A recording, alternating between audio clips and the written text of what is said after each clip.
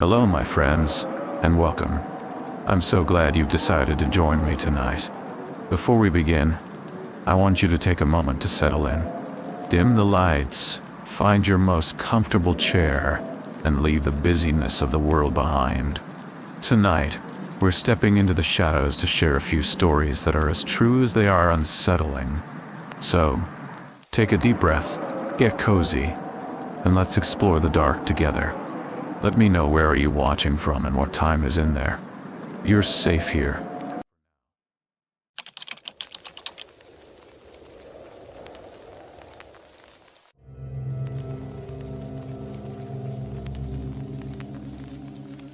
I need to tell you something before you read this. When you work in archaeological research like I do, you come across stories that never make it into academic journals. Stories that get buried, classified, or simply forgotten because no one wants to acknowledge what was really found. The incident I am about to share with you happened to a team I knew personally, 3 years ago, in the mountains of northern Pennsylvania.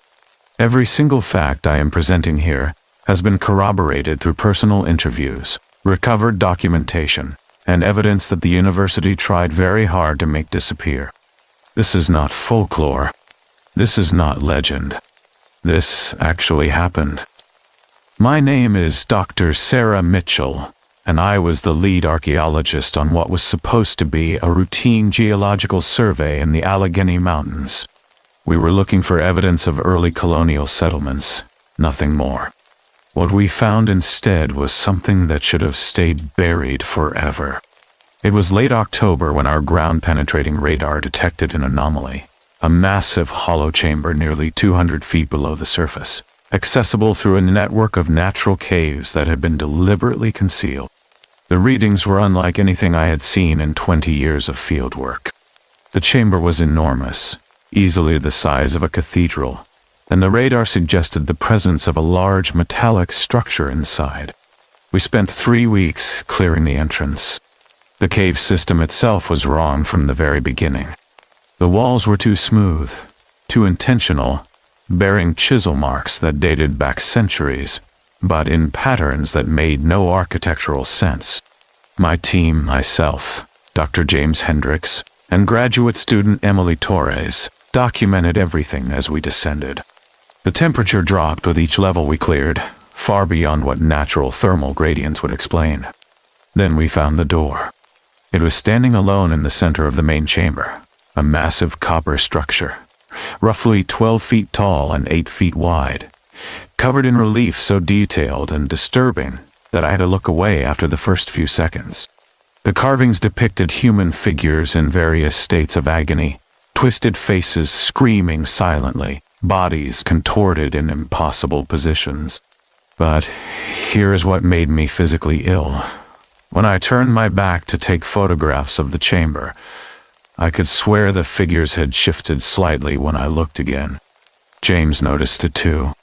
He was our epigrapher, specializing in ancient languages, and he spent hours trying to decipher the inscriptions along the doorframe. What he found made him go silent for a very long time. The text was a mixture of Latin, Greek, and something older, something he could not identify. But the parts he could translate kept repeating 3 words: judgment, record, and eternity. The door had no visible hinges, no lock, no handle. It should not have been able to open at all. But when Emily accidentally brushed against one of the carved figures, an agonized face near the bottom right corner, the entire structure began to hum. It was a deep, resonant sound that I felt in my chest, in my bones, in places sound should not reach. The door swung inward on its own, revealing absolute darkness beyond. The smell that poured out was indescribable. It was not decay. Not exactly. It was older than that, like the scent of something that had been dead so long, it had circled back around to a different kind of existence. James vomited immediately. Emily backed away, her face pale, her hands shaking. I should have ordered everyone out right then. I should have sealed that cave and reported it as unstable. But I did not. We sent a drone through first. The footage it captured in those initial 30 seconds before losing signal made Emily cry, and James start praying, despite being an atheist his entire adult life. The space beyond the door was not a room. It was a library, stretching in all directions, impossibly vast, filled with rows upon rows of shelves that extended into darkness our lights could not penetrate. But these were not normal books. Each volume was bound in what looked like human skin, yellowed and preserved, with titles embossed in languages that shifted as you looked at them. The drone's camera had captured close-ups of several spines before it failed. One read, "The Cruelties of Margaret Thompson, born 1792." Another, "The Murders of James Sullivan, to be committed 2047. Future dates. Crimes that had not happened yet. Or perhaps crimes that were always happening, somewhere. In some version of reality we were not meant to perceive." James was the first to step through the doorway. I tried to stop him, but he was already inside, reaching for the nearest book with trembling hands. His face when he opened it, I will never forget that expression. Pure horror mixed with terrible understanding, like someone who had just been shown the answer to a question they never should have asked. "Sarah," he whispered, his voice echoing strangely in that impossible space. "Sarah, these are real. These are actual records. Every sin, every cruelty, every moment of darkness from every human being who has ever existed or will ever exist. It's all here. It's all documented." He showed me the page he was reading. It was written in perfect English, describing in clinical, horrifying detail the abuse inflicted by a man named Robert Morrison on his family over a period of 15 years. Dates, times, exact descriptions of violence that made me want to vomit. At the bottom of the page was a note. Subject terminated himself August 14th, 1998. Current location, Section 7412, Shelf 9, Position 6. That was when Emily screamed. She had walked deeper into the library, following the sound of something moving in the darkness, and what she found there, what we all saw when we turned our lights in her direction, shattered whatever remained of our sanity. There were people in the library, or what used to be people, figures moving between the shelves, their bodies twisted and elongated, skin stretched so tight you could see every bone beneath, faces locked in expressions of permanent anguish. They were not dead. They were not alive. They were something in between, trapped in this place, possibly for centuries, possibly forever. One of them approached us. It moved in a way that defied physics, limbs bending at joints that should not exist, neck rotating in a full circle to focus milky white eyes on our group. When it opened its mouth, the sound that came out was not language. It was pain given voice, the accumulated suffering of someone who had experienced every torture this archive documented. The figure reached past us, pulling a book from a nearby shelf. It held the volume out to me, insistent, desperate. The title made my blood freeze. The Deceptions of Sarah Mitchell, born 1985. My name. My birth year. My book. I did not open it.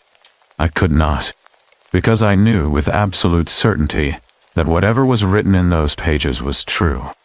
Every lie I had ever told, every person I had hurt, every moment of cowardice or cruelty, no matter how small, it was all recorded there, waiting to be read, waiting to be judged. James opened his book. He read for exactly 47 seconds before his mind broke. He started laughing, a high-pitched hysterical sound that did not stop even when Emily and I dragged him back toward the door. The twisted figures followed us, dozens of them now, emerging from the darkness between the shelves, all of them holding books, all of them trying to show us our sins. We made it back through the door, Emily and I carrying James between us, his laughter echoing through the cave system as we climbed. But the door did not close. It stayed open, and I could hear things moving in the darkness beyond. Scraping sounds, pages turning, whispered voices reading entries from books that should not exist. The university sealed the cave 3 days later. Official reports listed it as structurally unsound, a geological hazard. James Hendricks was institutionalized at Pine Valley Psychiatric Hospital, diagnosed with acute psychotic disorder. He has not spoken a coherent sentence since that day. He just laughs, occasionally whispering about books and sins and things that are coming. Emily Torres disappeared 2 months ago. Her apartment was empty, her possessions untouched, but she was gone. The only thing left behind was a book on her desk, bound in yellowed leather, with her name on the spine. I reported her missing, but the police found no evidence of foul play, no signs of struggle. She simply vanished. As for me, I quit archaeology. I moved to a different state, changed my phone number, tried to forget what I saw in that library. But I cannot forget, because I still hear them. At night, when the house is quiet, I hear pages turning. I hear whispers in languages I should not understand, reading entries about my life, about my sins, about things I have done and things I will do. And sometimes when I am alone in a room, I see one of them standing in the corner, those twisted figures from the archive, holding a book with my name on it, waiting for me to read what I have become. I do not know why the door opened for us. I do not know what that library truly is, whether it is some kind of supernatural construct or something even worse, a real place that exists outside normal reality, documenting every moment of human darkness. What I do know is this: we were not meant to find it, we were not meant to see what it contained, and now that the door has been opened, I am not sure it can ever truly be closed again. 3 weeks ago, I received a package at my new address, despite never giving anyone my location. Inside was a single page, torn from a book, describing an incident that has not happened yet. The incident involves me, a car accident, and the date. February 14th, 2027. 1 year from now. I do not know if this is a prediction or a command. I do not know if reading that entry changes the outcome or guarantees it. All I know is that somewhere, in a library beneath the mountains of Pennsylvania, there is a book with my name on it, and someone or something is still reading it. The door is still open. The archive is still there, and the figures who guard it are still waiting, holding books for everyone who dares to look, showing us the one truth we spend our entire lives trying to avoid, that every sin is recorded, every cruelty is documented, and judgment is not something that happens after death. It is something that happens every moment we are alive, written in permanent ink, waiting to be read by eyes that never blink and voices that never stop whispering. If you ever find yourself in the Allegheny Mountains, and you hear about a sealed cave system marked with biohazard warnings and trespassing signs, do not go looking for it. Do not try to verify this story. Because if you find that door, if you step through into that library, you will find your book waiting for you. And trust me when I tell you this, you do not want to know what is written inside. The concept of physical records documenting human sins is not unique to our discovery. Throughout history, cursed objects and archives have been associated with death and madness. The woman from Lem, a limestone statue dating to 3500 BC, discovered in Cyprus in 1878, reportedly caused the deaths of 4 entire families who owned it. Lord Elfont and all 7 family members died within 6 years of acquiring it. The pattern repeated with subsequent owners, Ivor Menuche, Lord Thompson Noel, and Sir Alan Biverbrook, each losing their families to mysterious deaths within 4 years. The statue now sits behind reinforced glass at the Royal Scottish Museum in Edinburgh, where the curator who first handled it died within a year. Willard Library in Evansville, Indiana, has been haunted since 1937 by the Grey Lady, with staff reporting books moving on their own, papers flipping when no one is present, and an overwhelming sense of being watched among the stacks. The library's haunting has been documented with security footage for decades. The Hoyt Library in Saginaw, Michigan, was investigated for paranormal activity and confirmed to house multiple spirits, including an elderly woman believed to be the institution's first librarian, who continues to help patrons locate books that cannot find themselves. Ben McDaniel, a 30-year-old diver, disappeared in Vortex Spring, Florida, on August 18, 2010, while exploring in an underwater cave system. Despite extensive searches reaching depths of 1,700 feet, no trace of him was ever found.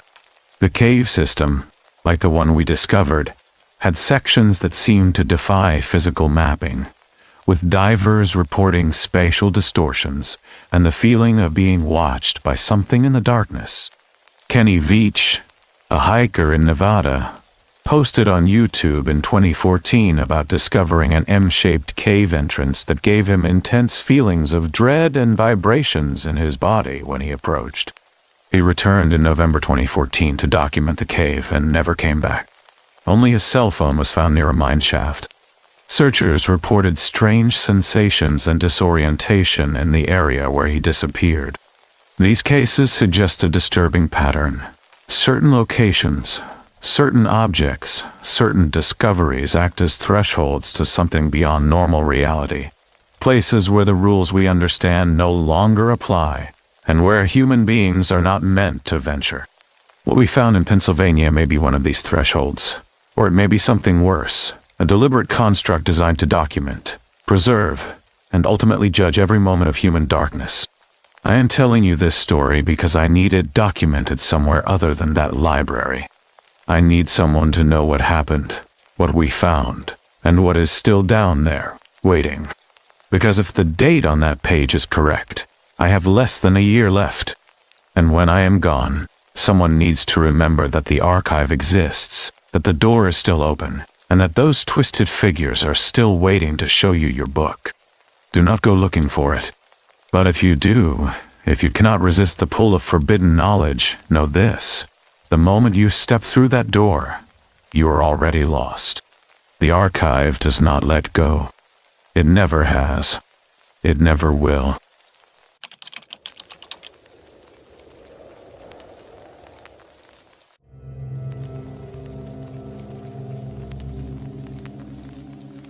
Researchers studying generational curses have documented that families can pass down not just genetic material, but psychological patterns, fears, and even supernatural attachments that persist across decades. In 1968, a family in Hanwell, London, purchased a second-hand piano that brought terror into their home, with unexplained music playing in the night, objects moving on their own, and an icy presence that culminated in a physical attack. The piano was eventually burned. In the 1880s, a Pennsylvania widower named Butterfield was. Terrorfield was tormented by his deceased wife's spirit playing their piano at night, despite the instrument having been thoroughly examined and found empty of any mechanical device. The piano played music the owner had once heard his wife perform, pieces he recognized but could never replicate. These are documented cases. They have been investigated, recorded, and preserved in historical archives.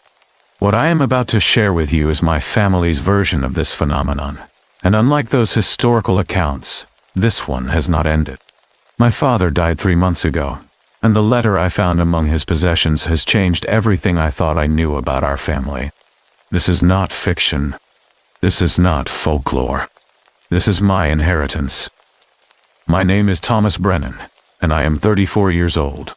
Until 3 months ago, I believed my father, Robert Brennan, was simply a quiet man who preferred solitude, who avoided social gatherings, who kept his past carefully hidden behind polite smiles and vague explanations. I thought his insistence that I never learn piano was just an old man's eccentricity. I thought his refusal to discuss his childhood was simply the product of a difficult upbringing in rural Maine.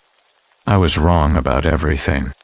The letter was sealed in a wooden box, buried at the bottom of his bedroom closet, beneath decades of forgotten clothes and dusty photo albums. The box itself was locked, but I found the key on a chain around his neck when I was preparing him for the funeral. He had worn it his entire life, as far as I knew. A small brass key that I had always assumed unlocked some safety deposit box or storage unit. It did not. It unlocked the box. And inside the box was a single envelope, yellowed with age, addressed to me in his handwriting, with a date from 20 years ago. He had written it when I was 14, but he never gave it to me. He carried that key around his neck for 2 decades, waiting for death to deliver his confession.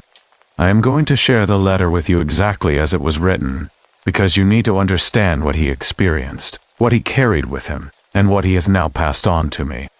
This is his testimony, written in his own words, describing the event that shaped his entire life. My father's letter. Thomas, if you are reading this, then I have finally died, and you have found what I hoped you would never have to find. I am sorry. I am so deeply sorry that I could not take this secret with me, but you need to know the truth. You need to understand why I have been the way I am, why I flinched every time music played, why I would not let you near a piano, why I have spent 57 years listening for something that should not exist. I was 11 years old when it happened. It was the summer of 1973, and we were living in a small town outside of Portland, Maine. My best friend was a boy named Michael Cartwright, and we spent that entire summer exploring the woods behind our houses, building forts, hunting for treasure, doing all the things that 11-year-old boys do when left unsupervised. One afternoon in late August, we found the house. It was deep in the woods, maybe 2 miles from the nearest road, accessible only by an overgrown path that we almost missed. The house itself was enormous, a 3-story Victorian structure that looked like it had been abandoned for decades. The paint was peeling, the windows were mostly broken, and the front porch was sagging under the weight of rotting wood and tangled vines. We should have turned around. We should have run back to civilization and told our parents what we had found. But we were 11, and 11-year-old boys do not have the sense that God gave a squirrel. So, we went inside. The front door was unlocked, swinging open with a creak that I can still hear in my nightmares. The interior of the house was dark, illuminated only by shafts of sunlight filtering through broken windows and holes in the ceiling. Everything was covered in dust and decay, furniture rotting in place, wallpaper hanging in strips, floorboards soft with moisture and time. But the house was not empty. We heard the piano first, a single note, repeating in a steady rhythm, coming from somewhere deeper in the house. It was a middle C, clear and perfect, ringing through the silence like a bell. Michael and I looked at each other, both of us frozen in the entryway, trying to decide if we should investigate or flee. Curiosity won, as it always does with children. We followed the sound through the house, navigating hallways that seemed to twist and turn in ways that made no architectural sense. The piano music grew louder as we walked, joined by other notes, forming a melody that was both beautiful and deeply wrong. It sounded like a child playing, hesitant and imperfect, repeating the same phrase over and over as if practicing. The music led us to a room at the back of the house, a parlor with high ceilings and tall windows that looked out onto the overgrown backyard. And there, sitting at an old upright piano covered in dust and cobwebs, was a boy. Except it was not a boy. It was a rag doll, maybe 3 feet tall, dressed in a little suit with a white shirt and black tie. Its body was stuffed fabric, its face was stitched cloth, and its button eyes reflected the dim light coming through the windows. But it was sitting on the piano bench, its cloth hands resting on the keys, and the music was coming from the piano beneath those hands. The keys were moving. The keys were pressing down, one after another, playing that simple melody, while the rag doll sat motionless above them.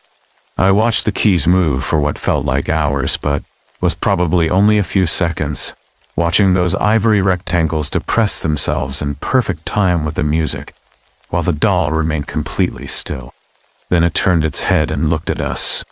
I do not know how to explain what I saw. The doll had no moving parts, no joints or hinges that would allow its head to turn, but it moved anyway. Its entire upper body rotated, slowly and deliberately, until those button eyes were pointed directly at Michael and me. And even though buttons cannot see, even though stitched fabric cannot express emotion, I knew it was looking at us. I knew it could see us. I knew it was aware. The music stopped. The silence that followed was worse than any sound I have ever heard. It was the silence of a predator watching prey, the silence of something waiting to pounce. Michael grabbed my arm, his fingers digging into my skin hard enough to bruise, and we both took a step backward. That was when we heard the voice from behind us. "Boys," it said, soft and sweet and completely insane. "You should not have come here." We spun around. Standing in the doorway was a woman, or at least something shaped like a woman. She was impossibly tall, maybe 7 feet, with skin so pale it was almost translucent. Her hair was long and gray, hanging down to her waist in tangled strands that looked like they had not been washed or combed in years. She was wearing a dress that might have been white once, but was now stained yellow with age and something darker I did not want to identify. But her face was what made me scream. It was twisted, distorted, as if someone had taken a normal human face and pulled it in different directions, stretching the features until they no longer matched the underlying skull. Her mouth was too wide, her eyes were too far apart, and when she smiled I could see teeth that were too long and too sharp and too numerous to belong to any human being. "Jonathan has been waiting for visitors," she said, gesturing toward the rag doll at the piano. "He gets so lonely out here. He would like to play for you. Would you like to hear him play?" Michael and I did not answer. We could not answer. We were frozen, paralyzed by the kind of fear that reaches down into your evolutionary brain and tells you that you are about to die, that you are in the presence of something that should not exist, something that breaks every rule of reality you have ever understood. The woman took a step toward us. Her movements were wrong, jerky and uncoordinated, as if she were a puppet being controlled by someone who did not quite understand how human bodies work. "Jonathan needs an audience," she continued, her voice rising slightly, taking on a manic edge. "He practices every day, every single day. But no one ever listens. No one ever stays to listen." Behind us, the piano began playing again. The same melody, the same simple phrase, repeating over and over while the rag doll sat motionless on the bench. The keys moved on their own, pressing down and releasing, creating music that should not have been possible. I could see dust motes dancing in the shafts of sunlight, could hear the old house settling around us, could smell the decay and mildew, and something underneath it all that smelled like spoiled meat. "Stay," the woman said, and her hand shot out, impossibly fast, grabbing Michael's shoulder. Her fingers were long and skeletal, tipped with nails that looked more like claws, and when she touched him, Michael screamed. It was a high-pitched, terrified sound that snapped me out of my paralysis. I grabbed Michael's other arm and pulled. The woman's grip was strong, unnaturally strong, but fear gave me strength I should not have had. Michael tore free, leaving fabric from his shirt behind in her grasp, and we ran. We ran through the hallways, bouncing off walls, tripping over debris, not caring about direction or destination, just needing to get away, to escape, to survive. The piano music followed us. It echoed through the house, growing louder instead of softer, as if the house itself was amplifying the sound, making sure we could not escape it. And underneath the music, I could hear the woman's voice, calling after us, "Come back, come back. Jonathan wants to play for you. He has so many songs to share." We burst through the front door and kept running, crashing through the woods without any sense of direction, just running until our lungs burned and our legs gave out. We collapsed in a clearing maybe a mile from the house, gasping for air, covered in scratches and bruises, shaking so badly we could barely speak. Michael looked at me, his face pale, his eyes wide with terror. "What was that?" he whispered. I did not have an answer. I still do not have an answer. We swore to each other that we would never tell anyone what we had seen, that we would never go back to that house, that we would forget it ever existed. We walked back to town in silence, said goodbye at the end of my driveway, and tried to pretend that nothing had happened. But Michael could not forget. A week later, his parents found him dead in his bedroom. The official cause of death was a heart attack, which made no sense for an 11-year-old boy with no history of heart problems. But I knew the truth. I had seen the look on his face at the funeral. Even in death, his expression was one of absolute terror, his mouth open in a silent scream, his eyes wide and staring at something only he could see. And I knew, with complete certainty, that he had heard the music again. That piano melody, that simple phrase repeated over and over, had followed him home, and it had killed him. I thought I had escaped. I thought that because I was still alive, because days and weeks and months passed without incident, I had somehow avoided whatever fate had claimed Michael. I was wrong. The music started 3 months after Michael's death. I woke up one night to the sound of a piano playing, that same melody, coming from somewhere in my house. I searched every room, but I could not find the source. There was no piano in our house. There was no radio or television playing. The music was just there, surrounding me, following me, a phantom sound that had no origin. It has never stopped, Thomas. For 57 years I have heard that piano playing. Not every night, but often enough that I am always waiting for it, always listening, always afraid. Sometimes it is distant, barely audible, like someone playing in a house far down the street. Other times it is loud, so loud I can feel it vibrating in my chest, as if the ragdoll named Jonathan is sitting right next to me, playing his eternal recital. I learned to live with it. I learned to function despite the constant fear, the knowledge that I am being followed, haunted, marked by something that I cannot see or touch or escape. I moved away from Maine, changed my name, built a new life in a new place, hoping that distance would free me. It did not. The music followed. I met your mother, got married, had you? Tried to build a normal life despite the phantom piano that played in my ears. I never told her the truth. I never told anyone except the therapists I saw over the years, and they all dismissed it as auditory hallucinations, stress-induced tinnitus, nothing to worry about. But I knew better. I knew it was real. I knew it was connected to that house, to that woman, to that ragdoll sitting at a piano in an abandoned parlor.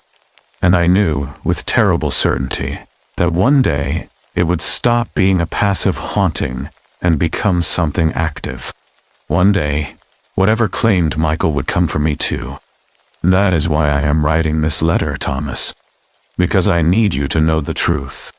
I need you to understand that if you ever hear piano music with no source, if you ever wake up in the middle of the night to the sound of a simple melody repeating over and over, you need to run. You need to get as far away as possible. Do not investigate. Do not try to find the source. Do not do what Michael and I did. The music is not just sound. It is a claim. It is a mark. And once it finds you, it never lets go. I am sorry, son. I am so sorry that I have carried this secret for so long, that I have been distant and afraid and unable to be the father you deserved. But I was terrified that if I got too close to you, if I let myself love you too much, the music would notice. The music would spread to you. And now I am dying, and I do not know if my death will end the haunting or transfer it. I do not know if the music will die with me, or if it will find a new target. I do not know if you are safe, or if I have doomed you simply by being your father. Please forgive me. Please be careful. And please, please, do not ever go looking for that house in the woods.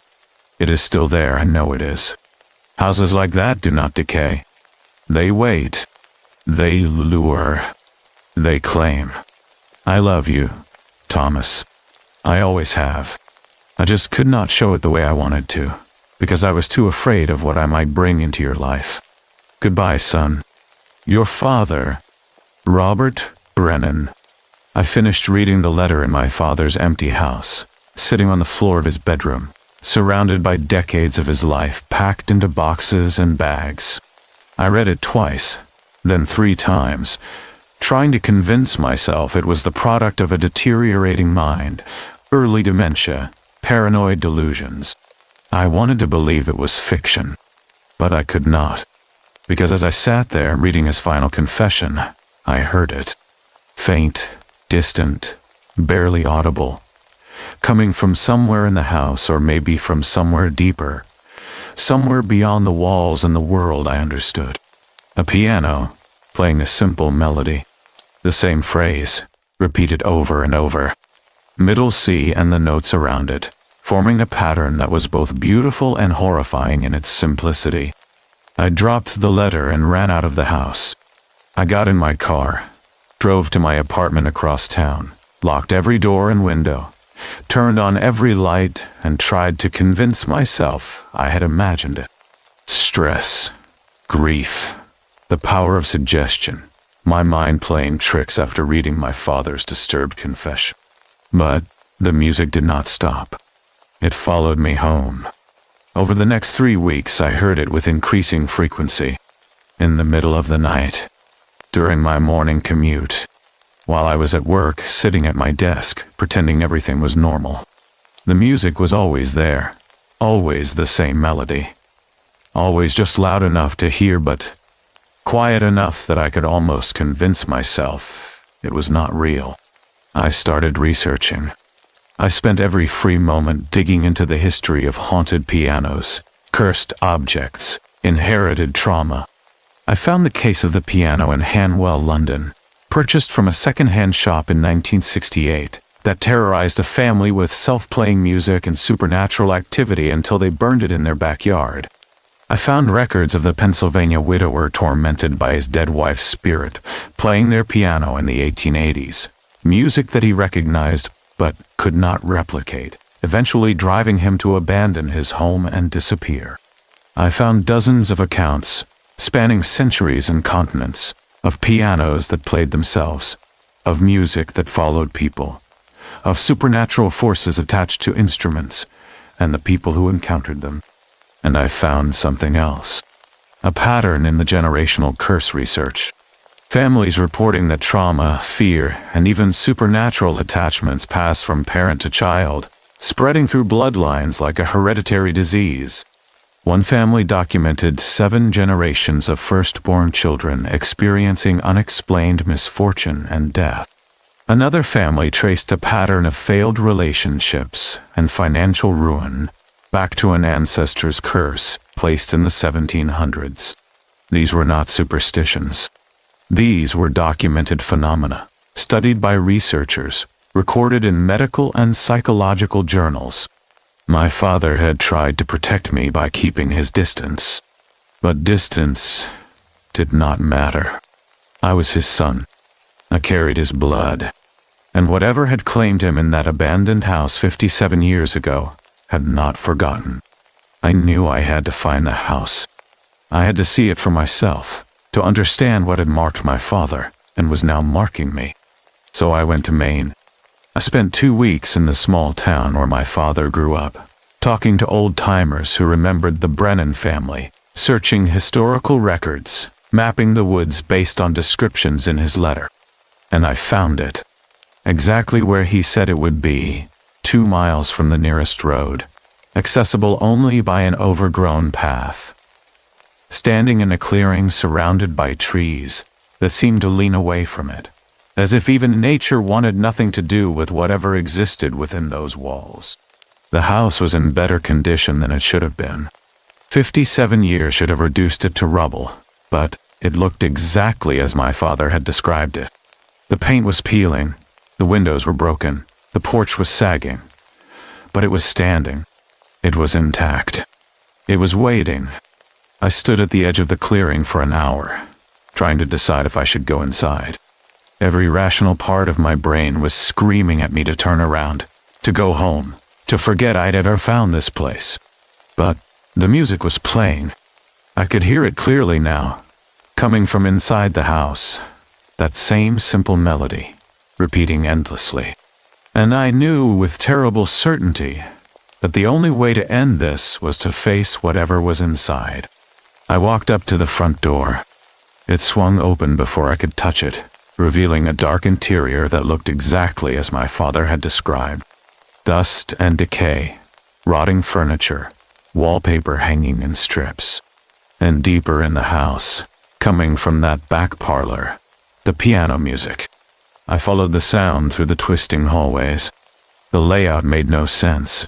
Rooms connected in impossible ways, corridors that seemed to fold back on themselves. But I kept walking, kept following the music, until I reached the parlor at the back of the house. The rag doll was still there, still sitting on the piano bench, still dressed in its little suit, its button eyes reflecting what little light came through the windows. And the piano was playing, keys moving on their own, creating that haunting melody that had followed my father for 57 years, and had now claimed me. I stepped into the room. The music did not stop. The doll did not move. But I felt something shift in the air. A presence that had been waiting, watching, counting the days until someone returned. "Hello, Thomas," a voice said from behind me. The same voice my father had described, soft and sweet and completely insane. I turned slowly, knowing what I would see but hoping I was wrong. The woman was there, standing in the doorway, exactly as my father had described her. 7 feet tall, impossibly pale, with a face that had been stretched and distorted until it no longer resembled anything human. She smiled, revealing those rows of too many teeth, and took a step into the room. "Jonathan has been waiting for you," she said. "Your father promised he would send you. He promised that the music would bring you home." I tried to speak, tried to ask what she meant, but my voice would not work. The fear was too strong, too absolute, paralyzing me just as it had paralyzed my father all those years ago. "The music never stops, Thomas," she continued, moving closer with those jerky, puppet-like movements. "It follows. It claims. It passes from father to son, from generation to generation, forever and ever. Your father heard it for 57 years. How long will you hear it, I wonder?" The rag doll turned its head. Its button eyes found me, locked onto me, and I felt something cold and ancient reach into my mind, marking me, claiming me, making me part of whatever horrible contract my father had stumbled into as a terrified 11-year-old boy. I ran. I do not remember leaving the house or getting back to my car or driving away.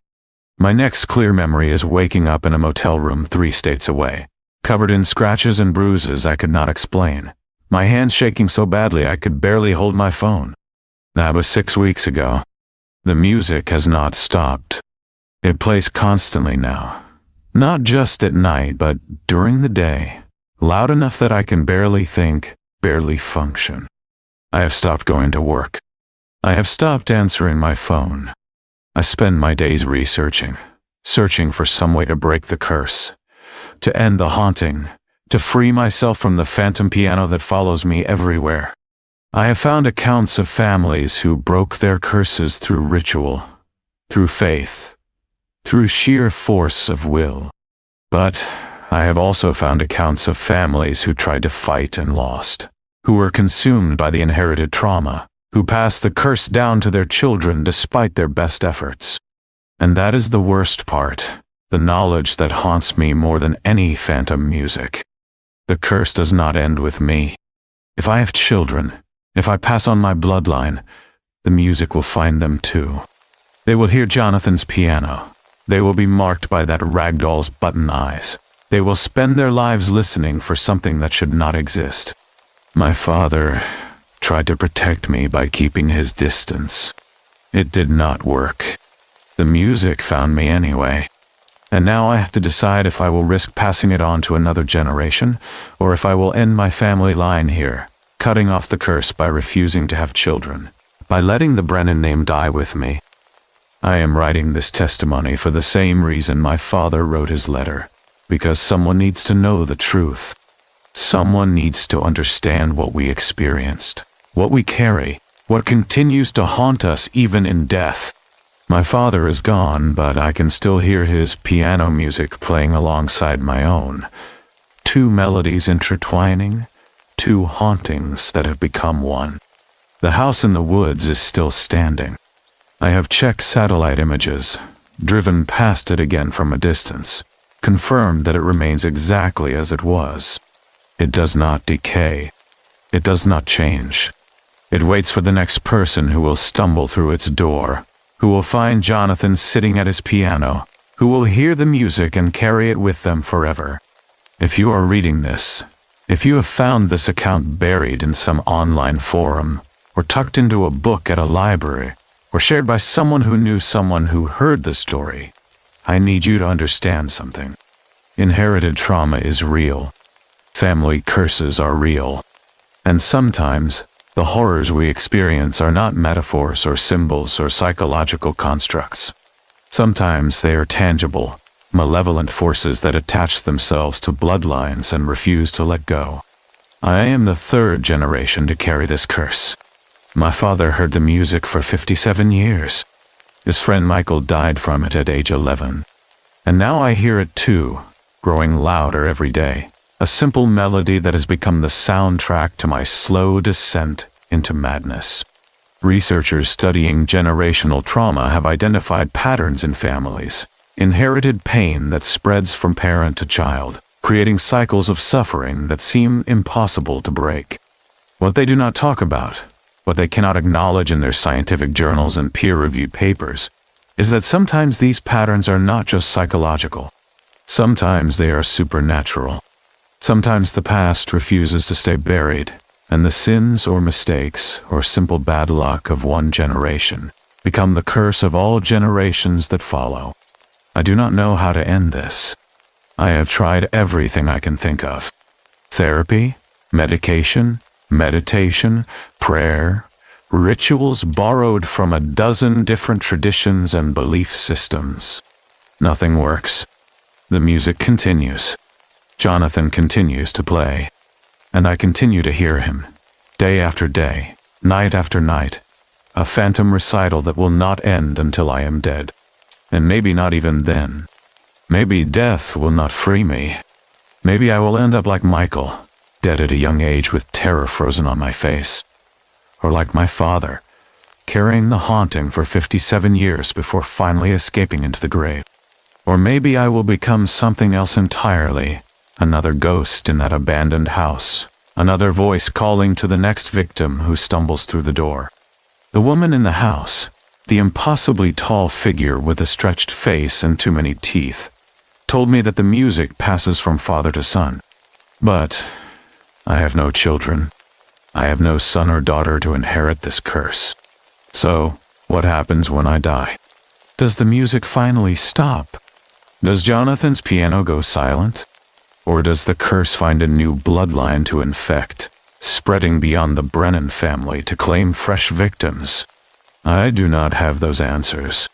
I only have the music, playing in my ears, following me wherever I go, reminding me that I am marked, that I am claimed, that I belong to something ancient and hungry and patient beyond human understanding.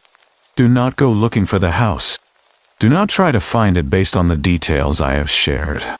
It wants to be found. It waits for curious people, for explorers and thrill seekers, and anyone foolish enough to think they can face the supernatural and walk away unscathed. My father learned that lesson at age 11.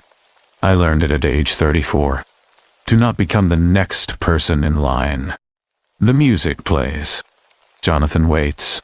And somewhere in the woods of Maine, in a house that should not still be standing, a rag doll sits at a piano, playing the same simple melody it has played for at least 57 years.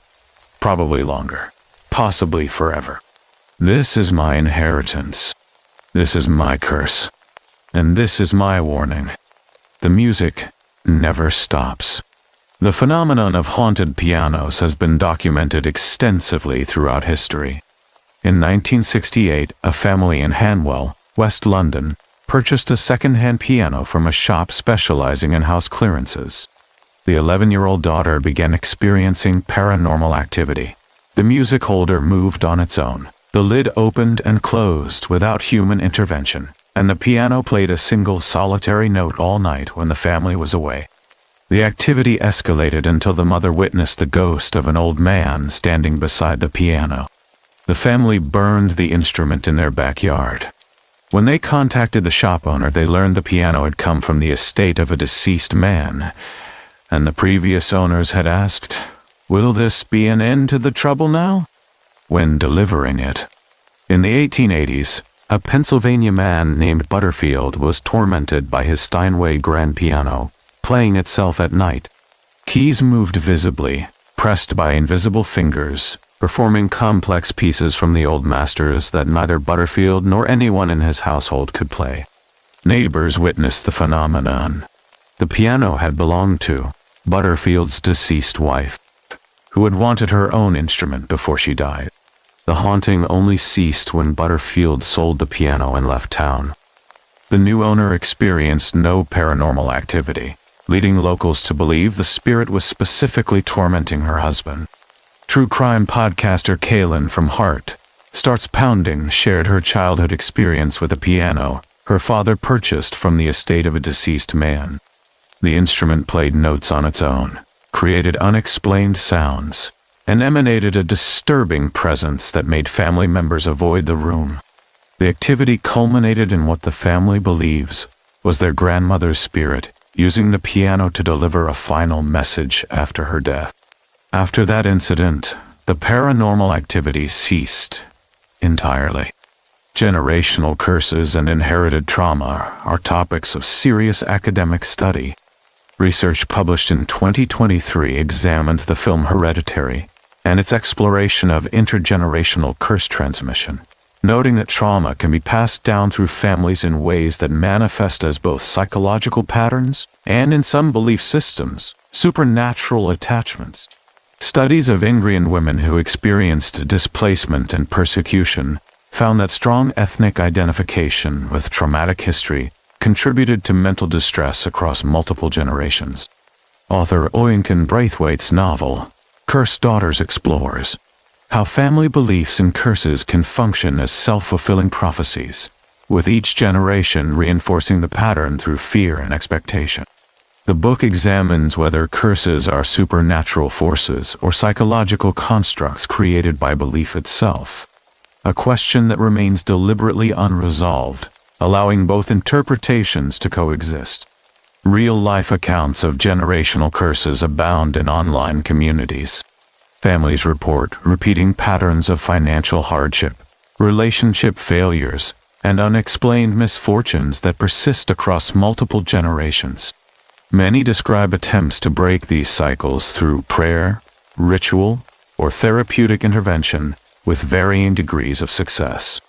Common signs include recurring nightmares about family members, unexplained guilt or shame, resistance to positive change, and paranormal disturbances that began in childhood.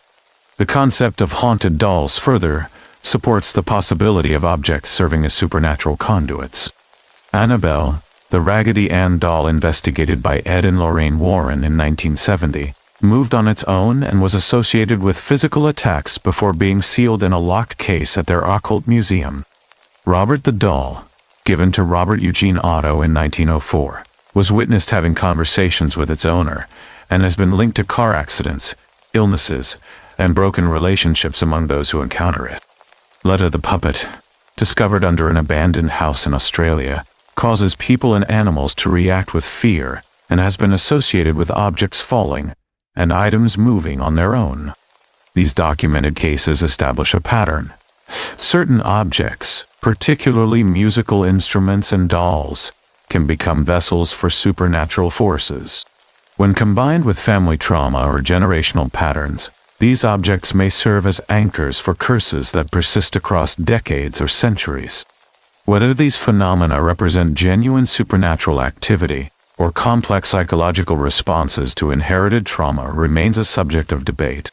What is undeniable is that families across cultures and time periods have reported experiences that mirror the Brennan family's haunting.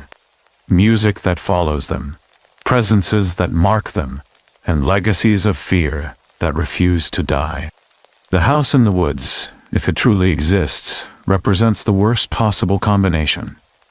A physical location associated with trauma, inhabited by malevolent entities, and connected to a bloodline through an inherited curse.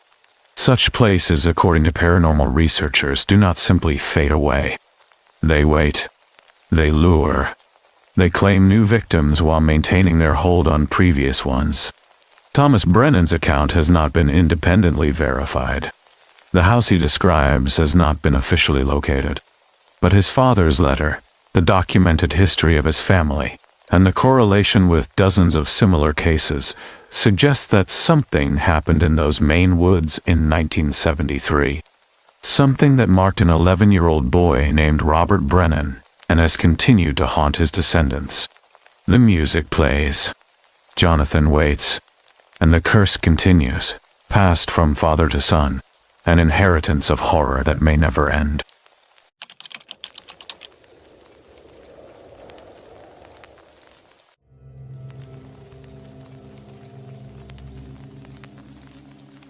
Rural disappearances are not uncommon. In fact, according to cold case databases, dozens of unsolved cases involve people vanishing from isolated farmland across America. In 1972, a 77-year-old man named Theron Campbell disappeared from his family farmhouse in rural Minnesota. The executors of his estate held an auction. He was declared dead in 1976. His body was never found. The house was eventually torn down. In 1990, 15 workers from a mining crew vanished from a property in one night. They were never recovered. The company filed for bankruptcy after lawsuits. The land still sits empty. I am telling you this because what I am about to share sounds impossible. But when you look at the patterns, when you see how many people have simply ceased to exist on certain pieces of land, you start to wonder if there is something we do not talk about. Something that has always been there in the soil, waiting. This is what happened to my family. This is what we fed for generations. My name is David Harper, and I am the last surviving member of the Harper family line. I grew up on a farm in rural Pennsylvania, about 40 miles outside of a town so small it does not even have a traffic light. My great-great-grandfather purchased the land in 1893. 260 acres of rich black soil, dense woods on 3 sides, and a creek that ran clear even in the driest summers. The land was good to us. Crops grew faster and fuller on our property than on any neighboring farm. Our livestock stayed healthy when disease swept through the county. We never had droughts when everyone else did. For over a century, the Harper farm prospered in ways that seemed almost unnatural. Because it was unnatural, I did not learn about the offering until I was 16. That was the year my sister, Emma, turned 12, and my father decided it was time we both understood what kept our family fed. It started with porridge. Every first night of the new moon, my father would wake us before dawn. We would walk to the western edge of our property, where the tree line was thickest and the ground dipped into a small hollow. There, arranged in a rough semicircle, were 7 flat stones. Each one was worn smooth, ancient-looking, covered in a faint white residue that never quite washed away in the rain. My father would place a wooden bowl on the center stone. Inside was porridge, made with cream and honey, still steaming in the cold morning air. Then he would step back, and we would wait in silence. The first time I saw them, I thought my eyes were playing tricks on me. The air above the stones began to shimmer, like heat rising from summer asphalt. Then I saw the movement. Not shapes exactly, but the absence of shapes. Places where the trees behind them seemed to bend and blur, as if something was standing there, refracting light in a way that should not be possible. The porridge bowl was empty within seconds. I did not see them eat. I just saw the bowl, full, and then empty, and the white residue on the stone seemed slightly brighter. My father called them the whites. He said they had been on this land long before any human set foot here. He said our family made an agreement with them in 1893, when my great-great-grandfather was on the verge of losing everything. The land would provide, the crops would flourish, and in return, we would feed them. It was a bargain. Nothing more. For years, it stayed simple. Porridge and honey, cream and bread, small trinkets, things that caught the light, copper coins, glass beads, strips of colored cloth. My father said the whites liked beautiful things, shiny things, objects that reflected. But then the requirements changed. I was 19 when my father told me we needed to offer blood. Not human blood, he said quickly, as if that made it better. Livestock. A chicken first, then a goat. He slit their throats over the stones and let the blood soak into the ground. The shimmer in the air grew thicker that night, more substantial.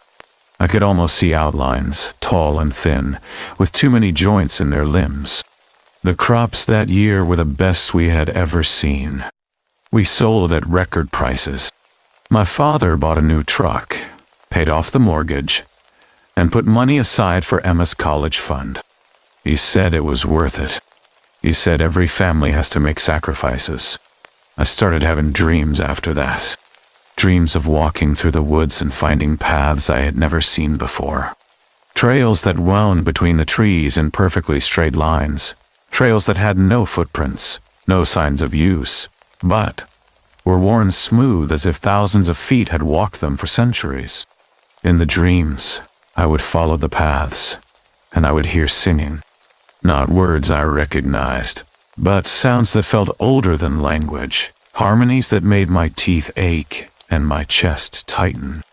And at the end of the path, I would see them clearly. Figures made of pale, segmented limbs, with faces that had too many eyes, eyes that reflected light like an animal's, but in colors that do not exist. I would wake up shaking, drenched in sweat, with the taste of copper in my mouth. My father told me the dreams were normal. He said every Harper had them. He said it was the land talking to us, reminding us of our place in the agreement. But Emma did not have the dreams. Emma was 12, and she thought the whole thing was beautiful.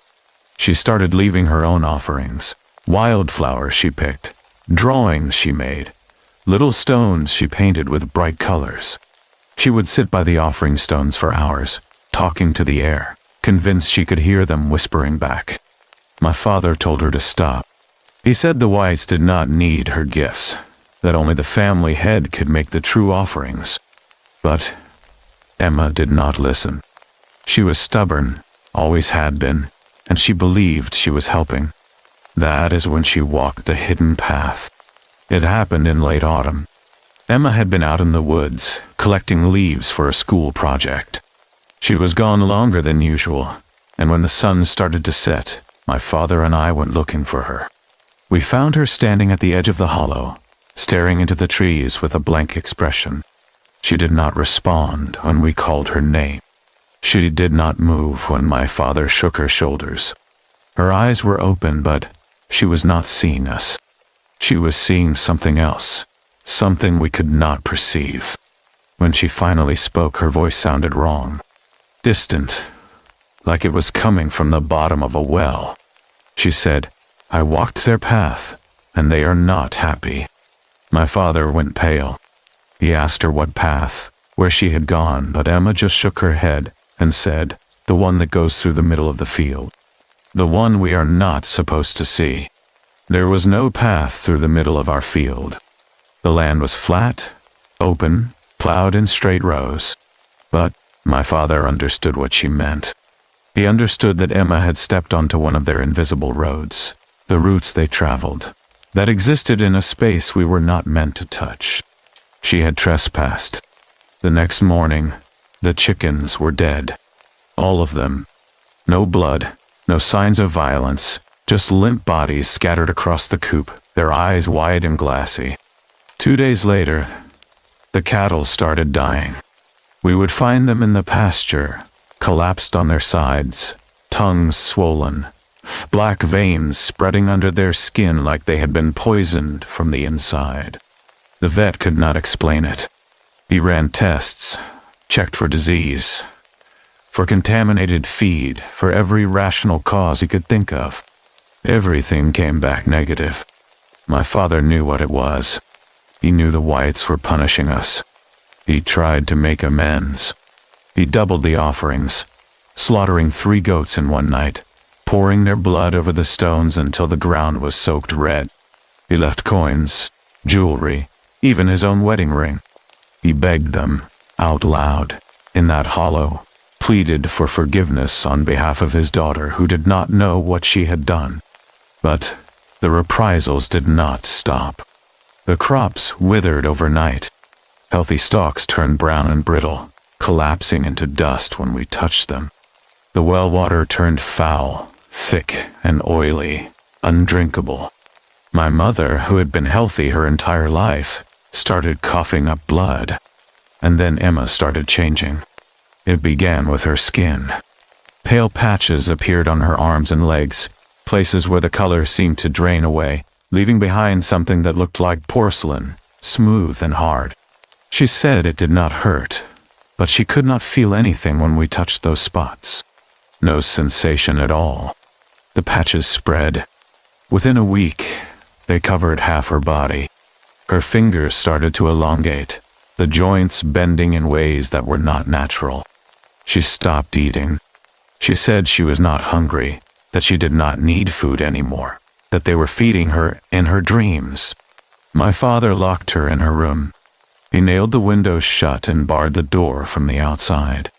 He said we had to keep her inside, that if she went back to the woods, they would take her completely. But it did not matter. One night, I woke to the sound of breaking glass. I ran to Emma's room and found the window shattered from the inside. The bars were still in place, but she was gone. She had slipped through a gap no human body could fit through. We found her 3 days later. She was standing in the hollow, at the center of the 7 stones, and she was not alone. There were others with her. Figures made of that same pale, segmented material, their limbs too long, their faces too smooth. And Emma, she looked like she belonged with them. Her skin had turned completely white, her eyes reflective and multifaceted, her fingers stretched into something resembling claws. She looked at us, and I saw no recognition in her gaze, no memory of who we were. She tilted her head, and in a voice that was not hers, she said, "The offering was not enough. The debt is ours to collect." My father screamed. He ran toward her, but the figures moved faster than anything human. They swarmed him, their hands, if you could call them that, wrapping around his limbs, pulling him down into the ground. The earth opened beneath him, not like a hole, but like it was swallowing him, absorbing him into itself. I ran. I am not proud of it, but I ran. I made it back to the house, grabbed my mother, and we drove. We did not stop until we were 3 states away. We never went back. The farm is still there. No one will buy it. Every attempt to sell the land has fallen through. Prospective buyers tour the property and then back out without explanation. Some say they feel watched. Others say the air tastes wrong, metallic and sweet, like blood and honey mixed together. My mother died 5 years ago. Cancer, the doctor said, but I know better. I know it was the land, still reaching for us. still demanding payment for the debt my family could not settle. And I still have the dreams. Every new moon, I wake up standing at the window, looking west, hearing that singing in the distance. I know they are waiting for me. I know that one day I will walk back to that hollow, and I will become the offering my family promised. Because you do not break an agreement with the land. You do not walk away from the whites and expect to be free. The debt is always collected. I am sharing this because people need to understand that some places are not empty. Some land has memory. Some agreements cannot be broken by simply walking away. If you ever find stones arranged in a circle on a piece of rural property, if you ever feel the air shimmer where nothing should move, if you ever hear singing in a language you cannot place, turn around. Walk away. Do not offer anything. Do not speak to them. Because once you feed them, they will never stop being hungry. And the land always remembers.